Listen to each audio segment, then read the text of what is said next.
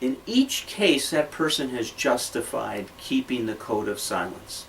And we know that recovery begins when that code of silence is broken. I told him I didn't want to see him anymore. I told him I didn't care if he killed me. I'd rather be dead than be with him. And he left. Never bothered me again. My sobriety date is June 24th, 1997. I started going to those meetings that help families of alcoholics. A neighbor took me to that meeting and I started growing and changing and setting boundaries. And he no longer had that hold on me.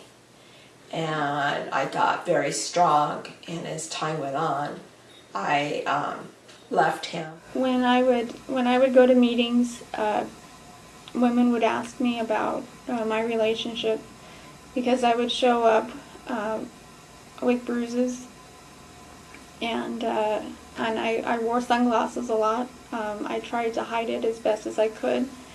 The women in the program, they pulled my covers and they confronted me about the abuse, and they said I don't have to live that way anymore. And I began to learn that I didn't have to accept unacceptable behavior, and I didn't have to be abused by perpetrators. I learned that I have a choice in that matter, and that I have the strength and the courage to do something about it. I don't have to accept it. I married and attract the same man that my father was. Some of the most beautiful, talented women I've ever seen were victims of domestic violence. And I've come to see that in recovery. I've come to know that now. It's not because you're fat, ugly, and nobody else would want you. And that's what I thought for years, you know. It's not. And you're worth saving, you know.